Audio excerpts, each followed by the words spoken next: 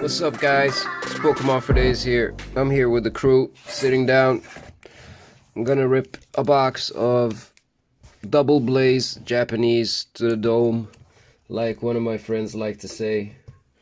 Hopefully I can get a Reshizard or a full art Reshizard or maybe a rainbow rare. We'll see. So with me today I have RJ, Carlos, Luis, Alonso on the line. Say hi, guys. What's up? How you doing, boys? Pleasure to be here, man. We've been discussing lately about box prices and how prices actually have gone up from the past years, like the last 6-7 years, and what prices are right now and what they will look like in the upcoming years as well. And I will show on the screen as I'm going a bunch of old receipts from back in the days that can actually show some of the prices we're talking about. But the idea of this video is basically to not try to predict the future, but definitely to say our private opinions about which sets we believe will come up and what will be the next maybe Skyridge or maybe something like that in the future. You never know which set will explode in value. Like Legendary Collection was one of the boxes people slept on for the longest time and was worth literally the same amount as base set 2, because in a lot of people's eyes it was just a reprint set and not many people liked the Rev Hollows, and out of nowhere the set exploded in price. I don't know if somebody of you guys would like to start. Well, I mean, if you take notice from your box, the first set, Destiny, that recently exploded in price, just going up and up and up, and loose packs are now being scarcer and scarcer on the market, just like we've seen with the Skyridge packs being at like what, 500 right now at sold listings. That's insane. Yeah, exactly. What do you think, Lois?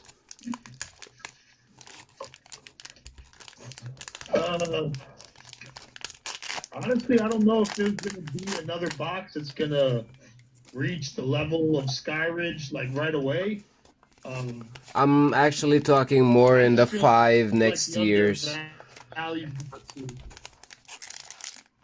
I'm thinking more in the next 5 years. The next, what, 5-10 years? 5 years. 5 years. Because the numbers I have is related to the last 5 years. First edition Neo Destiny. Yeah, definitely Neo Destiny first edition will be up there. I believe I'm a big believer in Dragon Frontiers, man. I think Dragon Frontiers has so much to grow. I agree. Let alone you have a card that in a PSA 10 is pretty close to the value of the box. Not necessarily the entire value, but there's not many cards you can pull and snag a 10 that can reach the value of what the actual box is selling for. So I'm a big believer in Dragon Frontiers. I think that one I definitely agree that Dragon Frontiers has a lot of potential for what it is. Like, it's one of the boxes that have grown tremendously in price for the past years. I think from 2017, I think you could pick up Dragon Frontiers at around $1,000 to $1,500 on eBay. I can actually find a couple of sold listings and put them up right here. And at this point I just picked up a couple of them for around $5,000 at that point, and they are really catching up with the two highest ones, which is Team Rocket Returns and the Oxus.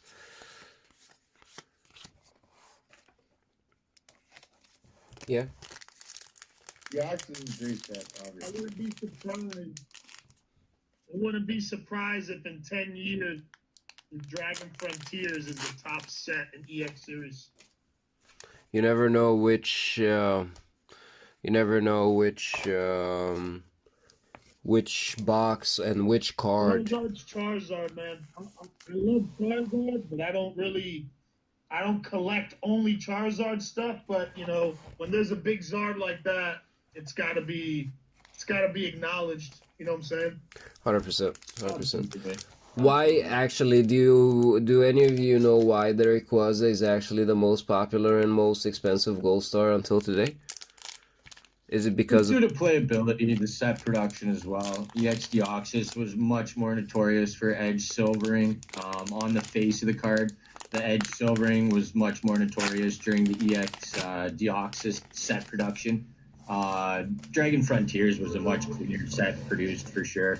But all the time, the corner cut job on the gold stars as well is terrible. I don't know what they did, their method for cutting the corners and rounding that edge, but a lot of the time, cards can be packed fresh and have terrible corners. Not rounding, I mean just whited on the corners right out of a pack, and that's just due to the cut job that Pokemon did during production. Yeah, that's all it really is, right? And but also, I think Rayquaza was super remember playable. It was a staple at almost everybody's deck. That's right too. Charizard and Rayquaza were one of the most playable cards during that time in the meta, right? And when I say meta, that is the playable series of cards at the time. Yep. Well, remember that Flareon Gold Star with that corner?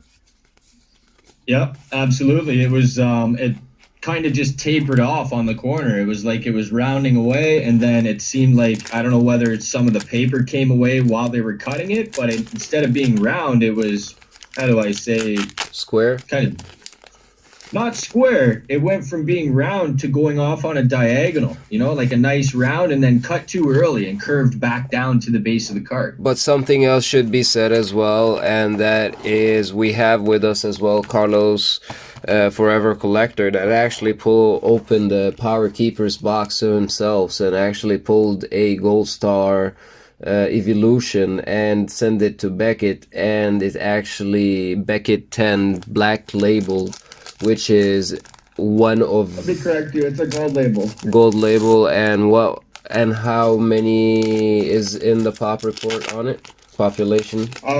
Surprisingly, there's only one other English gold star in the Becker report at a gold label 10. There's 0 at a black label.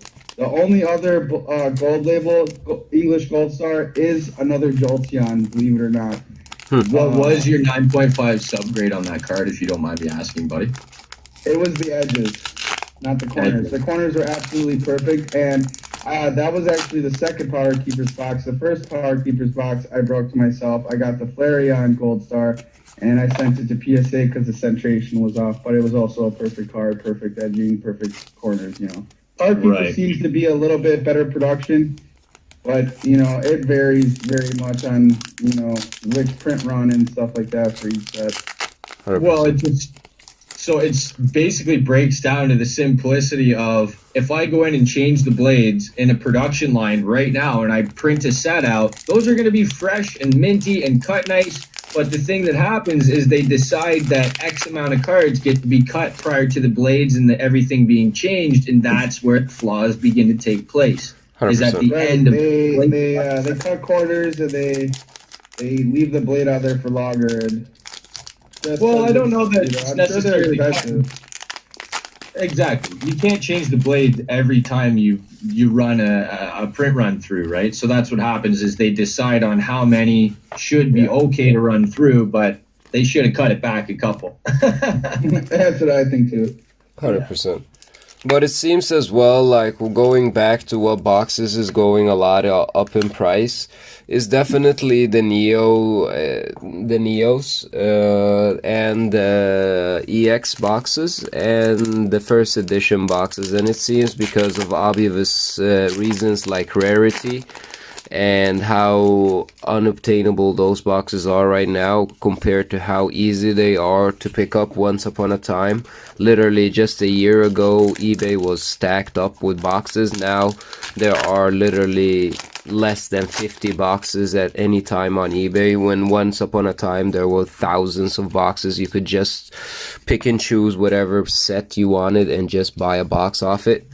And as the price is shown on the screen right now, you can see literally Skyrish being bought for less than $300, Legendary Collection bought for less than $300, and now both of those sets is around, Legendary Collection is around $9,000 to $10,000 on eBay, and Skyrish is what last sold was 17,000, and that's a few months back, and the only one listed on eBay right now is $25,000. So changes have come to stay, it seems, in my opinion. I don't know what you guys think.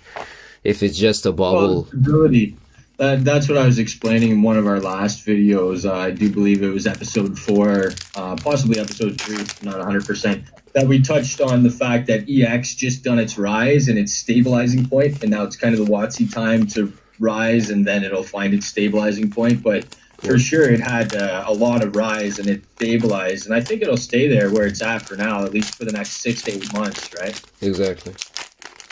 In my mind anyways. But I do believe there's things that take place, whatever that might be, whether it's a Detective Pikachu movie that comes out, an event that happens. Well, for example, that inspires collectors a little bit more. And, you know, even those that older generation that decides to come back to it because of Pokemon Community Day or like, Pokemon Go or whatever the scenario might be. Like, I don't There's even... lots of things bringing people back. And every time that love gets reestablished, the price is going to rise, guys. I mean, that's a reality. 100%. Like, I don't know if you play Pokemon Go, but I do. And literally, Pokemon Go just introduced, like, Team Rocket to the game, and they are taking over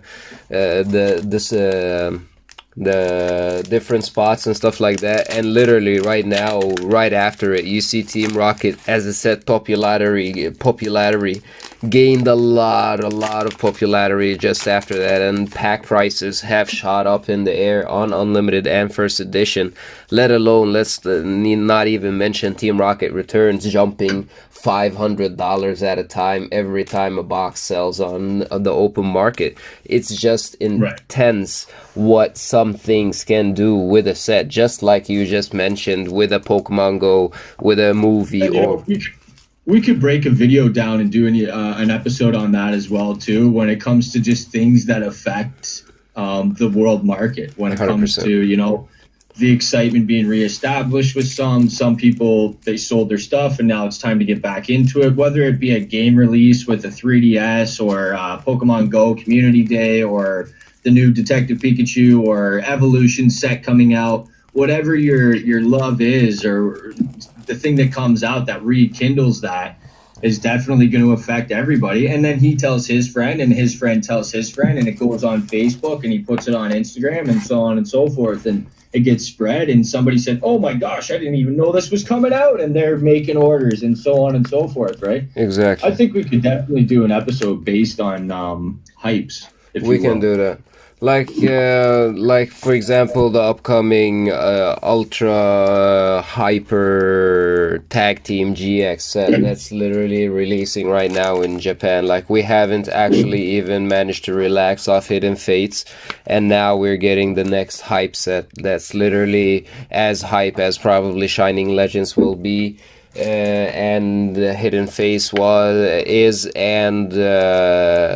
Shiny GX managed to put on the table, because this is set up at the same way, 10-pack boxes, small release in waves, where they have released different print runs of it, and the first print run and the second print run have enough time between them to actually achieve where the market is sold out and people are actually still looking for the product. Same way Hidden Fates have been released to the market, right?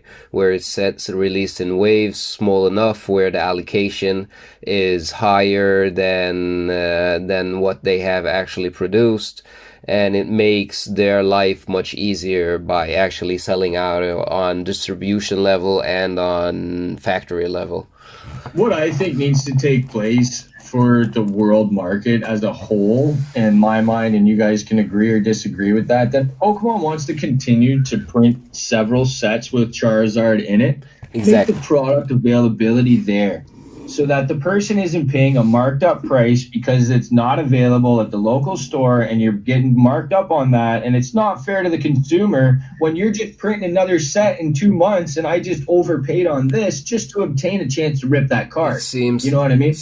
If you're going to do that, make it available then. It seems Stop like Pokemon. Plus a little bit and then print the bits out of it. You know, that's too much. That's gotta stop. Seems like Pokemon is going the way in Magic the Gathering have been going lately, where they are actually producing more and more hype sets that have the hype cards in them to get the collectors more and more involved, and just dropping the production on it and just letting the secondary market eat itself out, basically, just like Hidden Face.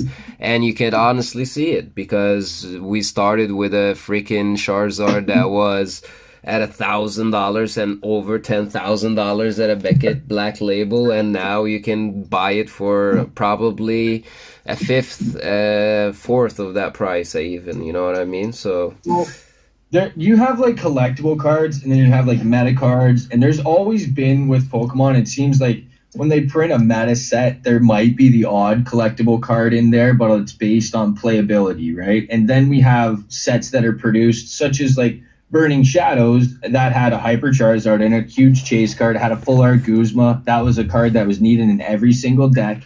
And there was Guard of War, One Worlds. You know, there's lots of good cards in there, but it had a collector card too. Now it seems like we're getting collector cards with cards that had playability in previous months. You know what I mean? Such as the Shiny GX, the Zoroark, and things like that. They had already seen their chance to shine, you know, and it's like they wanted Shiny GX to be like a Hall of Fame type thing of this is what's come and gone. But you got to realize that you're now directing that towards a collector market because the rotation's about to happen. Yep. Those cards aren't going to be sought out by meta players. Nope. Right? And then, so you've got to focus. Pokemon needs to focus on either meta or collector during each set production, right? So we all know the Crimson Invasion was a garbage set. It wasn't collectible. It wasn't playable. It was not a thing, right? There's a lot of sets that come out like that, but I feel like Pokemon needs to do that in order to make the next set look good. You print one that's really not, I don't know, not hyped, doesn't have a lot in it.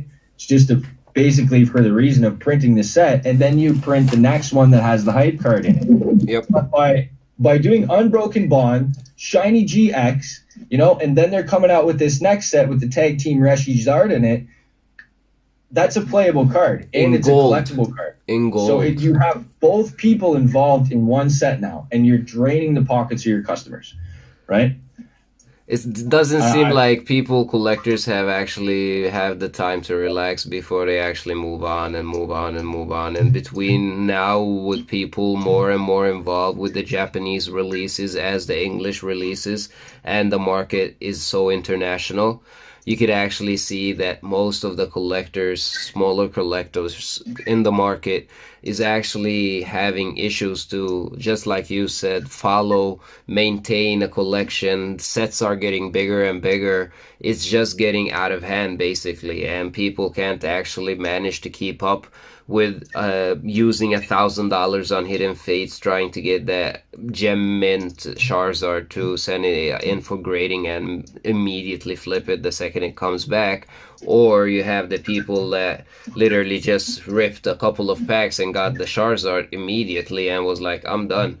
And now you're going now after a new Charizard, and they are releasing literally every hype card from every other tag team. And tag team isn't that old, but it seems like they're pushing every good card out in those sets just to when they move over to the Shield era, it doesn't actually affect the new designs they have probably predetermined and are already in print.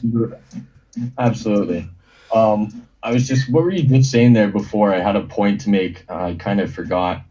2 seconds ago, you were just talking about, I wanted to say that the fact that the Pokeball box is the the Hidden Fates Pokeball collection hasn't come out yet. Rayquaza box hasn't come out yet. And yet that new Japanese set with the new Reshizard's about to come out. You cannot have sets like this overlapping each other. Exactly. You cannot. That's not right. Because you're gonna have That will literally kill off the Charizard. That will literally kill off the Charizard ZX as we know it, because like literally 90% of the collectors will move on as we know it. The new sellers online, on Instagram, on Facebook, on YouTube, everywhere will start ripping the new set. You know it, I know it. Everybody, like, they don't lag behind. Lionheart will fucking start ripping those new packs. Rhyme Style, everyone Like, that anybody. I'm telling you right now, bro. If I see one more shopping cart full of Hidden Fates ETBs, I'm just turning off the PC for a couple months. Exactly. I And think what we're not. I think what's going on now that a lot of people like, yeah, this set's overlapping and this and that. It's always been like that, but I just feel like with the growth of the community and how many people are collecting, no one was collecting Japanese a year ago. 100%. Let's be real. 100%. No one was collecting Japanese. Shiny GX came in. Japanese ignited the world with Shiny GX. So now you're seeing new collectors coming in from America, from Europe, from Canada. They have to get their fix because it's getting to a point where people want consistently cool product month in and month out. Yep. And you can get that now. People's eyes are opened to Japanese product now. They're And like, you don't okay, have to go well, crap, old this school. new set's coming out. I need to get on it. I need to collect these cards because they're cool. And then when it comes out in English, but now I need them in English. But then the next Japanese set that's hot comes out, and everybody's like, oh, wait, I got to go get that now, too. So it gives a lot of people options, a lot of new collector options 100%. that I think I don't see it as a bad thing. I feel like the one thing that Pokemon can do, and especially for the English set releases, is just don't print as much of it. You guys are they're hitting on all cylinders in Japan. The whole world is locked in with Japan Japanese product coming out. And then you got all these English sets. So why not make it not so abundant, not so, just so much of it. Just print less of it. And I think that would fix a lot of problems. I think it has to do. I think it has to do with that the Pokemon Company is actually really good tapped into the secondary market, and they actually follow what happens there really well. And they have analytics and people that actually follow and know that actually what happens all out there. So when they see, for example, let's say if they were like, all right, they come out, be like, we're producing a new set, we're gonna drop 100,000 boxes out of this production set, and that's it. The only way you can get it is through our web page, or the way Magic the Gathering have been doing lately, basically. I would guarantee. Right, but the thing that I don't like, Bud, if you have a pack of wolves, you need to put out a feeding trough, okay? You don't throw a stake into the middle. Exactly. All right? And that's what's been going on here lately, is that they literally throw a bone into a pack of dogs and it's gone, Pin boxes. Out there, let us get it, and then let us go. If you don't care about the secondary market, then stop. Then just print the crap, That's what bothers me about it, is like, if you're going to print it like that, then just do it right off the start. Put it on the shelf on release date. I'll go get my 2 boxes and we'll shut her down. We'll move along. Well, I think we'll stay on another topic here until the next video, and hopefully on Let's Talk, the next one, we will have a lot more interesting information to share with you guys. And please give this video a big thumbs up. Check out